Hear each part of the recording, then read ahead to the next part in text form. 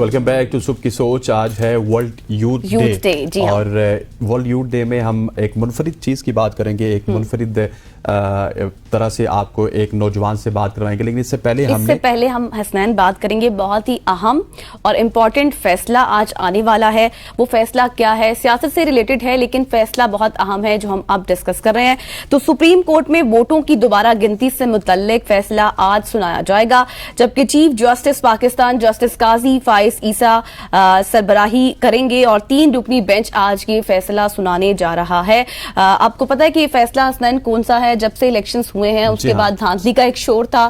جب دھاندلی کا شور شروع ہوا تو اس کے بعد سے پھر جو حلقوں کے حوالے سے ایک بات چل رہی تھی کہ اس حلقے میں اتنے ووٹ اور اس حلقے میں اتنے ووٹ دوبارہ سے گنتی کرائی جانی چاہیے. اور NA 154 لودرا, NA 81 گجرانوالہ اور NA 79 گجرانوالہ میں اعتراضات کیے گئے تھے اور پولنگ سٹیشنز کی دوبارہ گنتی بارے اپیلوں پر فیصلہ جو ہے وہ آج سنایا جانا تھا اور یہی فیصلہ جو ہے وہ آج سنایا جائے گا.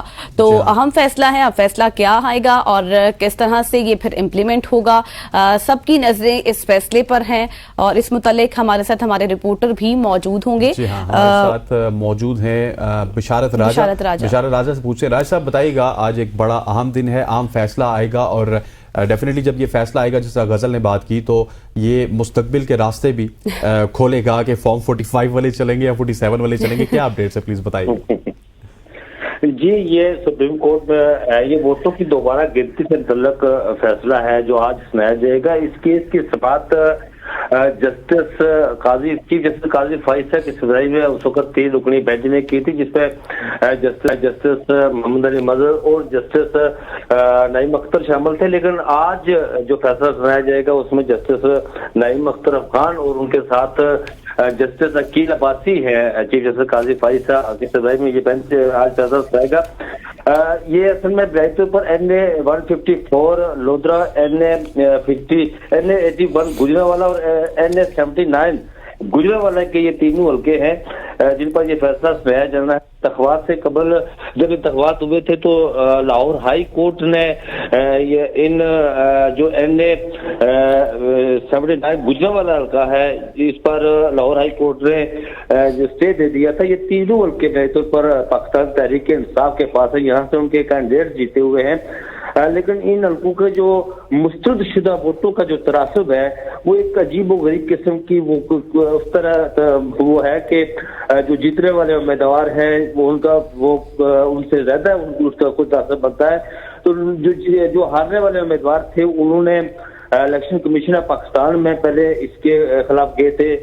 جب الیکشن کمیشن آف پاکستان نے ووٹوں کی دوبارہ گنتی کا وہ فیصلہ دیا تو پھر وہ لاہور ہائی کورٹ میں اس فیصلے کے خلاف چلے گئے تھے. لاہور ہائی کورٹ نے یہ فیصلے الیکشن کمیشن آف پاکستان کا جو فیصلہ تھا اس کو معطل قرار دیا تھا اور پھر ان تینوں حلقوں کے جو ہارنے والے امیدوار تھے جو دوسرے نمبر پر تھے وہ امیدوار انہوں نے سپریم کورٹ سے رجوع کیا تھا.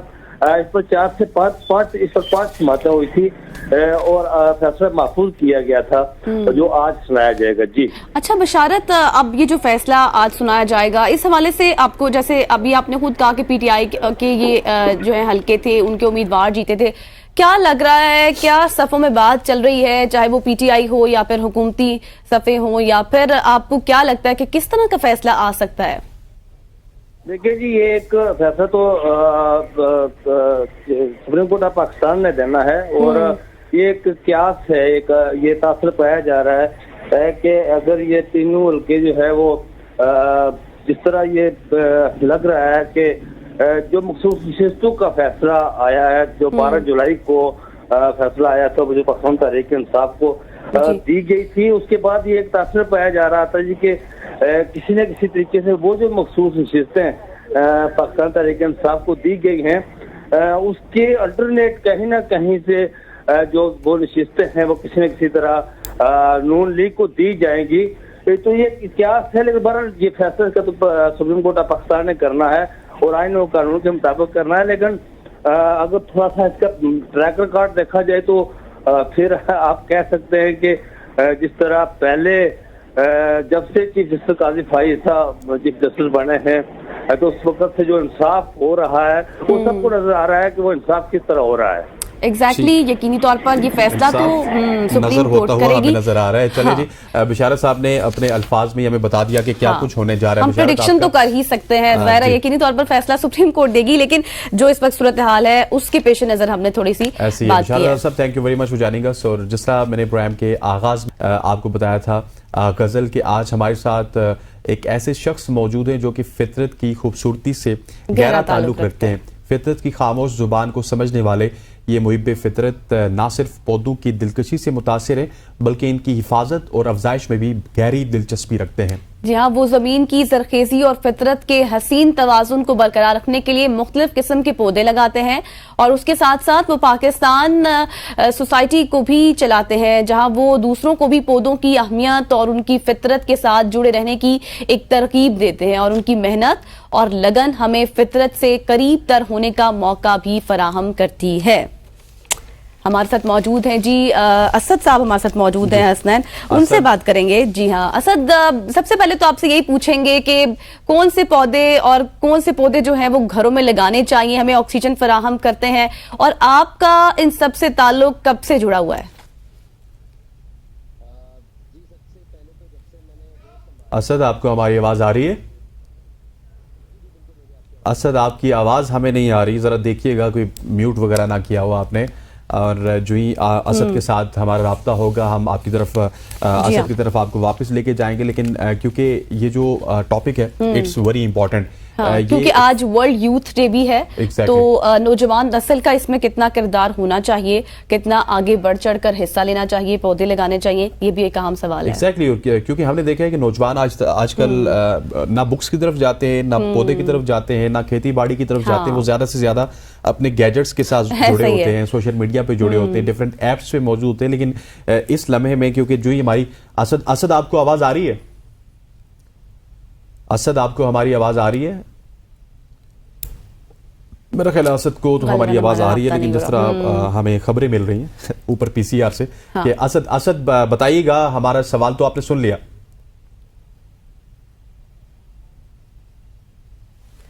تھوڑی سی پرابلم آ رہی ہے, ہمیں رابطہ نہیں ہو پا رہا ہمارا, ہم پھر سے کوشش کریں گے. لیکن حسنین, آپ کو پتا ہے کہ بہت سی مہمس وغیرہ شروع کی جاتی ہیں, اسکیمز شروع کی جاتی ہیں, یہاں تک کہ میں ایک رپورٹ پڑھی تھی, اس میں ایپس کا بھی ذکر تھا کہ ہم ٹریک اینڈ ٹری کے حوالے سے ایک ایپ بھی لانچ کریں گے. لیکن ہم نے عموماً دیکھا ہے کہ ان کا سب کا کوئی فائدہ نہیں ہوتا. ہمیشہ سے پودے لگائے جاتے ہیں لیکن پھر ان کی دیکھ بھال نہیں کی جاتی, ان کے اوپر کوئی کنسیڈر نہیں کیا جاتا, اور پھر آپ کا جو مقصد ہے وہ آپ کو حاصل نہیں ہوتا. اور یقینی طور پہ یوتھ کا اس طرف آنا بہت ہی زیادہ لازمی ہے. سبجیکٹ آج ہمارا یہی ہے کہ یوتھ کو یہ تمام تر کام کرنے چاہیے, اپنے گیجٹ سے نکلنا چاہیے. یہ جو فطرت کے قریب چیزیں ہیں غزل, یہ جب ہم کرتے ہیں نا تو ہماری اپنی بھی افزائش ہوتی ہے, اپنے لیے بھی بہت زیادہ ضروری ہوتا ہے کہ فطرت کے قریب چیزیں کرنے سے انسان کو ایک خوشی ملتی ہے جو کہ گیجٹ آپ کو پرووائڈ نہیں کر سکتا. اور ہم نے دیکھا ہے کہ گیجٹ کے ساتھ یا سوشل میڈیا کے ساتھ آپ جتنا زیادہ ایسوسیٹڈ ہوں گے اتنے زیادہ آپ مٹیریلسٹک ہوتے جاتے ہیں, چیزوں کے بارے میں چوزی ہوتے ہیں. سب سے بڑی بات یہ ہے کہ جب آپ ان ایکٹیویٹیز میں حصہ لیتے ہیں تو پھر ایک گلوبل وارمنگ جو ہے. اسد, آپ کو ہماری آواز آ رہی ہے؟ جی بالکل, مجھے آپ کی آواز آ رہی ہے. اچھا اسد, یہ بتائیے گا کہ آپ سے ہمارا رابطہ تو اب ہو چکا ہے. جس طرح غزل نے آپ سے سوال کیا تھا کہ آپ یہ تمام تر چیزیں کر رہے ہیں جس کا ہم انٹرو دے رہے تھے پودوں کے حوالے سے, اور فطرت کے ساتھ آپ کا جو گہرا تعلق ہے یہ کب شروع ہوا اور کس طرح سے آپ یہ تمام تر کام کو کنٹینیو رکھتے ہیں؟ اوکے, تو جب سے میں نے ہوش سنبھالا ہے اس وقت سے نیچر سے کنیکشن رہا ہے, چاہے وہ ہوں یا پلانٹس ہوں, میں رکھتا ہوں اور ان کے بارے میں ریسرچ کرنے کا ہمیشہ سے شوق رہا ہے. تو پھر ظاہر سی بات ہے جس چیز میں آپ کا انٹرسٹ ہو اسی طرح کے آپ کو لوگ ملتے جاتے ہیں, اسی کے راستے کھلتے جاتے ہیں, تو اسی طرح سے بس شوق آگے بڑھتا گیا. اور جہاں تک آپ نے پوچھا کہ ہاؤس پلانٹس کون سے رکھنے چاہیے, کون سے ایئر کو پیوریفائی کرتے ہیں, تو دیکھیں دیر از اے ہیوج لسٹ, اور ناسا نے بلکہ ایک لسٹ بنائی ہوئی ہے جس کے تھرو آپ وہ پلانٹس کے بارے میں جان سکتے ہیں جو ایکچولی ایئر کو بہت زیادہ پیوریفائی کرتے ہیں. اور ویسے تو پلانٹس تقریباً سارے ہی جو ہے وہ ہمارے انوائرمنٹ کے لیے اچھے ہوتے ہیں, تو آپ کا جس میں بھی انٹرسٹ ہو, بہت سارے جانراز ہیں, بہت ساری ورائٹیز ہیں, آپ اس پلانٹ کو اپنے گھر میں رکھ سکتے ہیں اور انشاءاللہ وہ آپ کے انوائرمنٹ کے لیے بہتر ہی ہوگا. تو اسد آپ کو لگتا ہے نا کہ ایک ہم نے دیکھا ہے کہ ہمیشہ سے ہم یہ پڑھتے آئے ہیں سنتے آئے ہیں کہ گلوبل وارمنگ جو ہے جو درخت ہوتے ہیں ان کو لگانا پودوں کو لگانا یہ اس کو ماحولیاتی آلودگی کی بہت زیادہ جو ہے وہ کم کرتے ہیں لیکن ہم نے عموماً دیکھا ہے یوزلی ایسا ہی ہوتا ہے جب بھی درخت یا پھر پودے لگائے جاتے ہیں اس کے بعد ان کی ویسے ٹیک کیئر نہیں کی جاتی ان کا خیال نہیں رکھا جاتا اور پھر جو مقصد ہوتا ہے وہ ہمیں حاصل بھی نہیں ہوتا. دیکھیں یہ ایک انفارچونیٹ چیز ہے کہ ظاہر سی بات ہے کہ اگر آپ نے کہیں درخت لگائے ہیں تو ان کی بھی ٹیک کیئر بھی کرنی ضروری ہے اور ظاہر سی بات ہے کہ یہ چیز ٹائم مانگتی ہے. تو اس کے لیے تو بڑے اسکیل پہ جب ہم کام کرتے ہیں تو وہ گورنمنٹ ہی کسی ادارے کو ڈیولپ کر سکتی ہے یا پھر جو ینگ ہابیسٹ ہیں انہی کو کوئی نہ کوئی پرائیویٹ سیکٹر بنا کے اور ان کو پروموٹ کریں تاکہ وہ اس چیز کو آگے لے کر چل سکیں اگر وہ خود نہیں کر سکتے بیکاز یہ چیز ہوتی ہے انٹرسٹ سے اور نالج سے.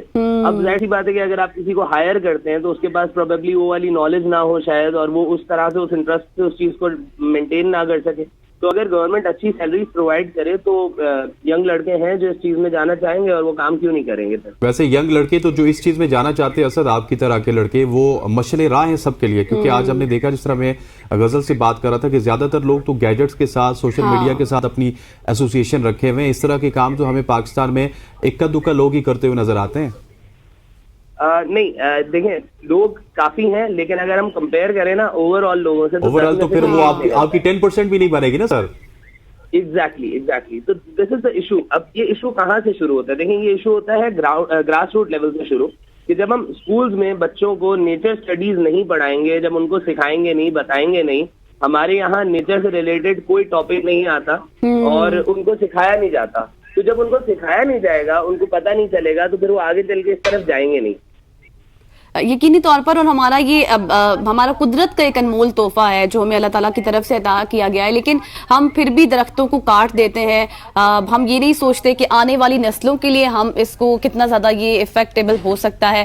تو اسد ایک چیز آپ نہیں سمجھتے کہ حکومتی سطح کے اوپر بھی کوئی ایسا انیشیٹو لینا چاہیے کوئی قرارداد ہونی چاہیے کوئی آئین ہونا چاہیے کہ جب بھی آپ گھر بنائیں تو اس میں آپ ایک حصہ جو ہے وہ گرین بیلٹ کا چھوڑ دیں. جب سب کو یہ پتا ہوگا کہ یہ لازمی ہے آپ کو کرنا ہے تو پھر سب کریں گے کیونکہ ایسے اگر کسی کے اوپر ذمہ داری نہیں ہوگی تو وہ پھر اس چیز کو چھوڑ ہی دیں گے. دیکھیں اگر یہ اس کے دو پہلو ہیں. ایک تو یہ کہ اگر آپ ذمہ داری بنا دیں گے سب کی تو وہ شاید کر لیں لیکن یہ چیز شوق سے ہوتی ہے. آپ ذمہ داری بنائیں گے نا تو لوگ یہاں رول توڑنے میں زیادہ انٹرسٹیڈ ہوتے ہیں تو وہ شاید جو کر رہے ہیں وہ بھی نہیں کریں گے کہ اب تو یہ رول بن گیا اب نہیں کرنا ہم نے. تو ویسے بھی پاکستان میں فالو ہی نہیں ہوتے. بچوں کو سکھانا چاہیے اس کے بارے میں اسکولز میں سب سے پہلے. دوسری بات گورنمنٹ تو چلیں اپنا کام کرے گی وہ روڈ سائڈ پہ درخت لگا لیں گے یا جو بھی لیکن آپ خود اپنے گھر میں میں کئی لوگوں کو جانتا ہوں جن کے گھر میں پلانٹس نہیں ہوتے اور میں یہ سمجھتا ہوں کہ اگر کسی گھر میں پلانٹس نہیں ہیں تو وہ گھر ہی نہیں ہے کیونکہ ادھر زندگی نہیں ہے. آپ انسان ہیں صحیح رہ رہے ہیں لیکن یہ ایک ایکو سسٹم کے لیے بہت ضروری ہے آپ کے اپنے لیے بہت ضروری ہے. جس طرح سے ہم آج کل گیجٹ کا استعمال کرتے ہیں اور دیگر چیزوں کا استعمال کرتے ہیں اس طرح سے پلانٹس بہت ضروری ہیں to be there in your house.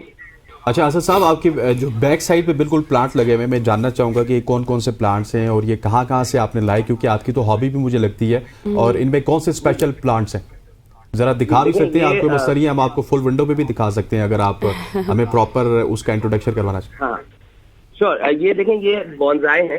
This is an art کہ جس میں بڑے درختوں کو ٹرے میں رکھ کر کمپیکٹ فارم میں گرو کیا جاتا ہے. یہاں پہ جو میرے اس سائڈ پہ آپ کو نظر آ رہا ہے یہ ٹیمرنٹ یعنی املی کا ایک فارسٹ ہے. اس کے علاوہ کچھ پلانٹس میں نے یہاں پہ بھی رکھے ہوئے. دیکھیں جب آپ کا شوق بڑھتا ہے اور آپ کا انٹرسٹ ڈیولپ ہوتا ہے تو اس وقت پھر آپ تھوڑا سا اونچا کیجیے گا اس کو. جی یہ تھوڑا سا اپنے جی this is called philodendron pink princess galaxy اور یہ اس وقت ریئر پلانٹس میں آتا ہے. تو جب آپ کی ہابی گرو ہوتی ہے آپ اس طرح کے ریئر پلانٹس رکھتے ہیں یا پھر جیسے یہ ہے دس از فلوڈینڈرون اورنج پرنسس. ٹھیک ہے اس طرح کے پلانٹس آپ گرو کر سکتے ہیں. اور کچھ خوبصورت پاٹس میں جیسے کہ یہ سینسیویریا لٹل ونگز ہے یہ ایک بڑے خوبصورت سے پاٹ میں نے لگایا ہوا ہے. اس طرح کے پلانٹس بھی آپ گھر میں گرو کر سکتے ہیں. ایئر کو بھی پیوریفائی کرتے ہیں سینسیویریاز جو ہوتے ہیں. اور اگر کچھ لوگ ہوتے ہیں کہ جی ہم بہت زیادہ مٹی یا پانی نہیں چینج کر سکتے تو ان کے لیے اس طرح کے ایئر پلانٹس بھی ہوتے ہیں اور ان ایئر پلانٹس کو صرف واٹر مسٹنگ اسپرے چاہیے ہوتا ہے, نتھنگ مور دین دیٹ. تو اس کو آپ کہیں بھی ہینگ کر کے گرو کر سکتے ہیں. اچھا, یہ ایک بہت انٹرسٹنگ سی چیز ہے. آپشنز ہیں, جی جی, بہت سارے آپشنز ہیں. ٹھیک ہو گیا اسد, اور جس طرح آپ ہمیں سب چیزیں دکھا رہے تھے, آپ کی یہ ہابی ہے اور میں سمجھتا ہوں کہ آپ جیسے لوگوں کو اس کو کنٹینیو کرنا چاہیے. تھینک یو ویری مچ ہو جانے گا. اسد فاروق سے ہم نے آپ کی ملاقات کروئی, اور یہ ہے ایک پوری نیشن کے لیے کہ آپ اپنی ہابیز اس طرح کی بھی رکھ سکتے ہیں جو کہ پورے انوائرمنٹ کے لیے ایک بہت ہی اچھی ہو. یہاں پر وقت ہوا چاہتا ہے ایک شارٹ سی کمرشل بریک کا. Stay with us.